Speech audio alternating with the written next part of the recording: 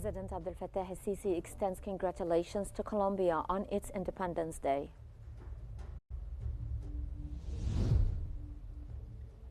Egypt extends condolences to Iraq after deadly fire in Al-Qut.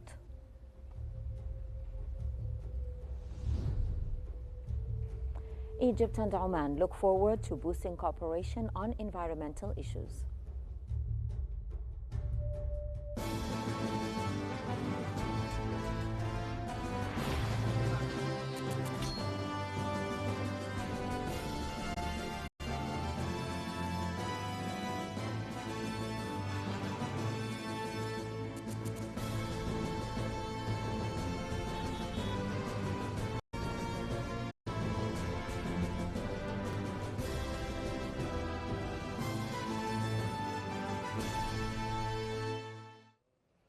President Abdel Fattah El-Sisi has extended congratulations to Colombia on its Independence Day.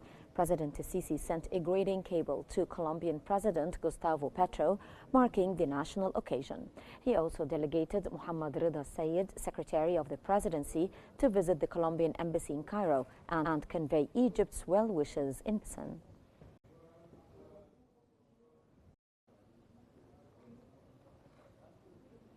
President Abdel Fattah El-Sisi has offered condolences to Nigeria over the death of former President Muhammadu Buhari. In a message to Nigerian President Bola Tinubu, President El-Sisi expressed heartfelt sympathy and sincere condolences. The message was also shared via President El-Sisi's official social media accounts, extending solidarity to the Nigerian government and people during this time of mourning.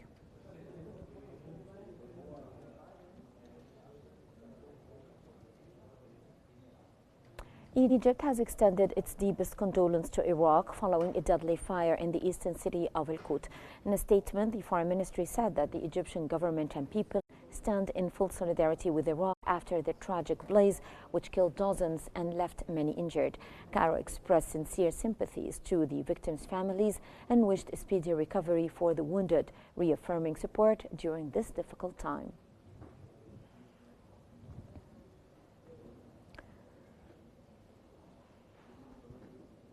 Al-Azhar has strongly condemned the recent Israeli aggression against Syria, calling it part of a broader agenda to destabilize the region.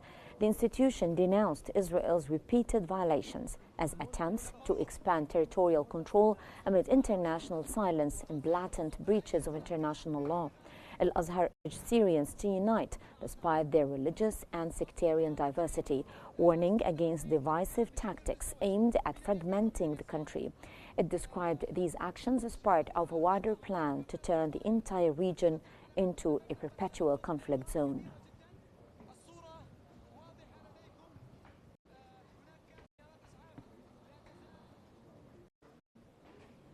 The Egyptian Evangelical Church has condemned the attack on the Holy Family Latin Church in Gaza, where civilians sheltering inside were killed and injured.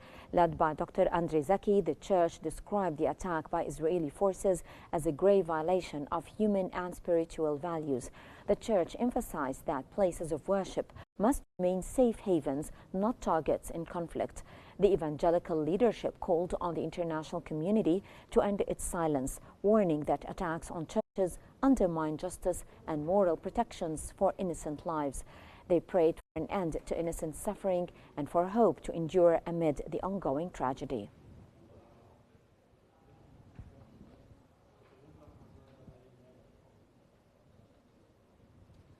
Egypt's ambassador to Gabon, Riham Ammar, met with Gabon's agriculture minister to discuss expanding bilateral cooperation in agriculture. The meeting included officials from Egyptian firms Cairo and Beledi and focused on Gabon's abundant water and fertile land. Ambassador Ammar highlighted recent high-level visits and introduced a project on grain, fodder, and poultry farming. The initiative aims to support rural development by enhancing production, marketing, and training for Gabonese farmers, a plan warmly welcomed by the Gabonese minister.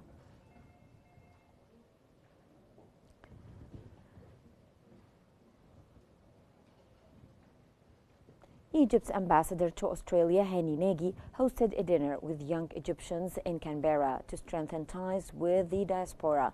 Ambassador Nagy highlighted the political leadership's commitment to involving Egyptians abroad in national development. He discussed consular services and praised the community's positive role in Australian society, affirming their status as ambassadors of Egypt abroad.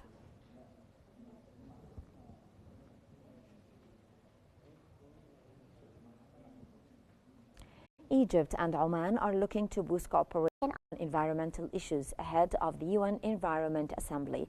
Environment Minister Yasmin Fouad met with Abdullah bin Ali Al-Amri, head of Oman's Environment Authority and chair of the upcoming UN session.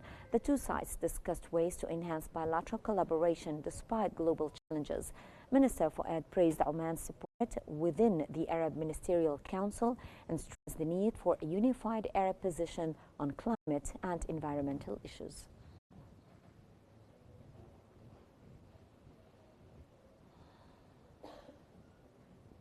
Egypt and Equatorial Guinea are exploring new opportunities for cooperation in the mining sector. Petroleum Minister Karim Badawi held talks in Cairo with Antonio Uburu Ondo, Equatorial Guinea's Minister of Mines and Hydrocarbons. The ministers highlighted to build on strong political ties, especially after the recent presidential summit in Malabo. Both sides affirmed their commitment to boosting cooperation across key economic sectors, including mining.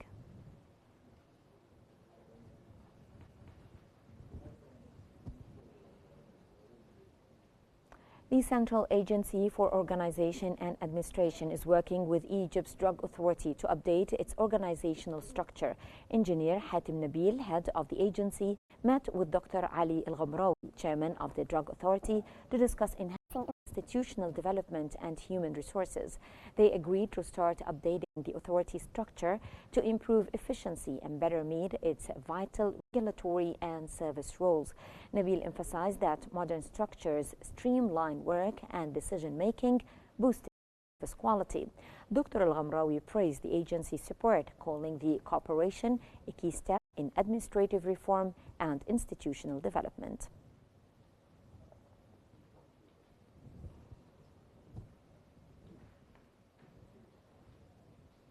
Minister of Youth and Sports Ashraf Sobhi held a meeting to review safety measures in the ministry's facilities nationwide. Sobhi met with construction sector leaders to assess ongoing projects and ensure compliance with the latest civil protection standards, following directives from Prime Minister Mustafa Madbouli. The ministry oversees over 6,000 youth cities, sports centers, clubs, and youth centers.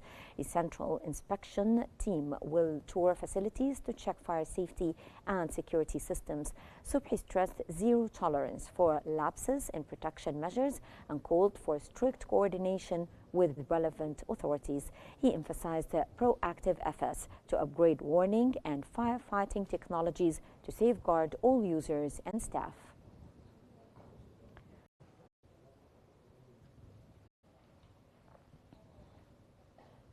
Prime Minister Mustafa Madbouli has declared Thursday, July the 24th, a public holiday marking the July 23rd revolution. The day off applies to employees in ministries, government bodies, public institutions, local administrations, as well as public and private sector companies. The announcement marks the 72nd anniversary of the 1952 revolution, which ended the monarchy and led to the establishment of the modern republic.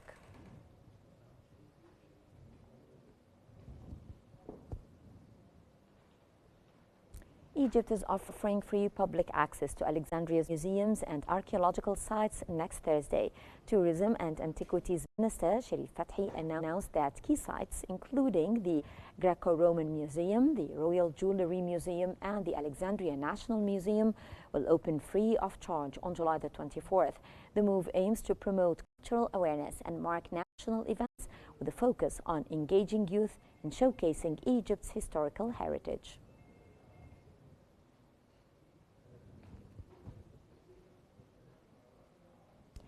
Egypt's Consumer Protection Agency has wrapped up a training program to boost market oversight across the country. The two-week program trained 100 judicial officers from various governorates, focusing on legal procedures, evidence collection, and modern inspection techniques.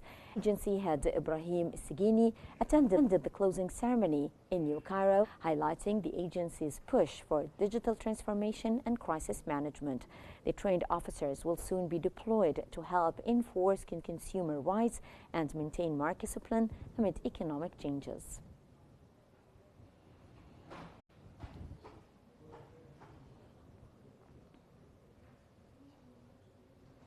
Egypt's environment minister says that half of the Red Sea coral reefs within Egypt's borders already lie in a protected area. The government now plans to classify the remaining reefs as part of a larger nature reserve to safeguard marine resources. Environment Minister Yasmin Fouad explained that the Northern Islands Reserve currently covers about 50% of Egypt's Red Sea coral reefs. She noted that the government proposed last year to designate the entire Red Sea coastline as a protected area. Fouad stressed that tourism relies heavily on a unique marine environment, attracting visitors to its pristine beaches and rich biodiversity. Scientific studies show that Red Sea coral reefs, especially those near the Gulf of Aqaba, are among the last in the world to be affected by climate change.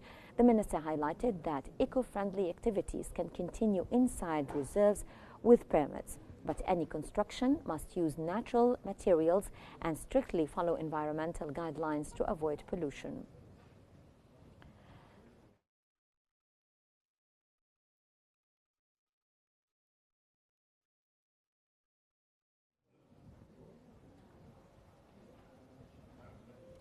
A new OECD and FAO report forecasts a 13% increase in global consumption of agricultural goods and fish by 2034. The report, highlighted by Egypt's Cabinet Information and Decision Support Center, assesses the outlook for agricultural and fisheries markets over the next decade. It anticipates most growth will occur in low and middle income countries due to population increases, while half the consumption in middle-income nations comes from higher per capita use. 3/4 of the rise in low-income countries is driven by population growth. The report also addresses challenges facing global agriculture amid economic, political, and environmental pressures.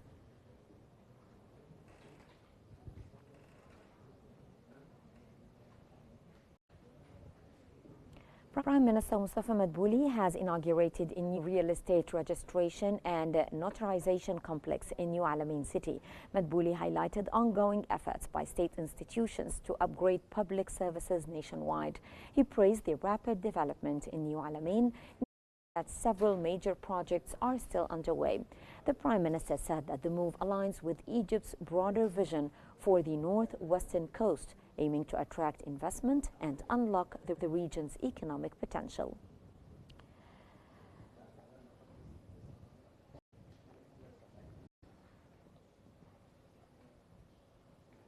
Egypt is working to reduce its inflation rate to below 10%, the cabinet spokesman said.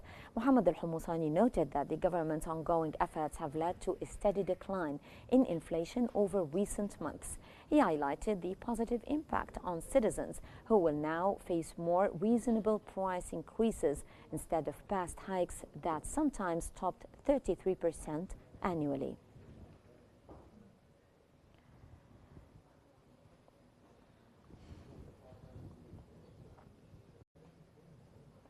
Egypt's Ministry of Industry has urged industrial project owners to join APIP Online, the Arab region's first platform for industrial and mining products.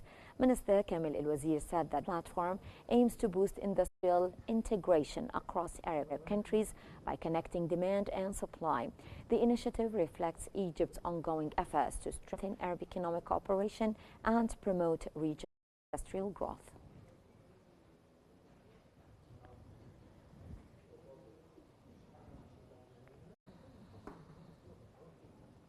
The Egyptian Tourism Authority has launched a digital campaign to attract Arab travelers to Egypt. In partnership with global travel platform Wigo, the campaign aims to draw at least 1 million visitors by mid-2026.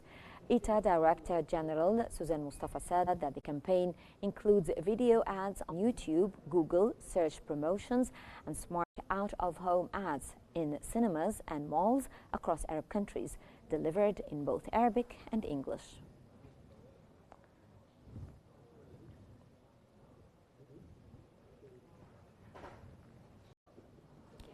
Egypt is expanding Sokhna port as part of a national plan to upgrade all ports and enhance its role as a regional logistics hub.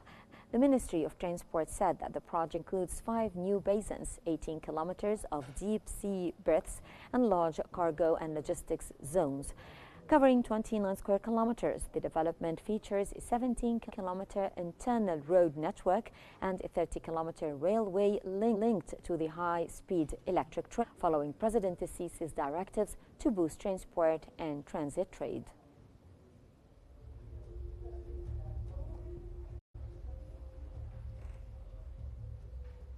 And that brings us to the end of our news bulletin, and here is what we have been covering. President Abdel Fattah El-Sisi extends congratulations to Colombia on its Independence Day. Egypt extends condolences to Iraq after deadly fire in Al-Qut.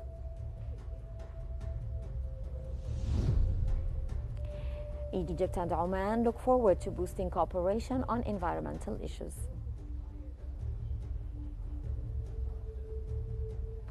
And that's all for now. Remember to stay updated by following Qnews for the latest developments. I'm Hala Al-Hamalawi. Thank you so much for watching.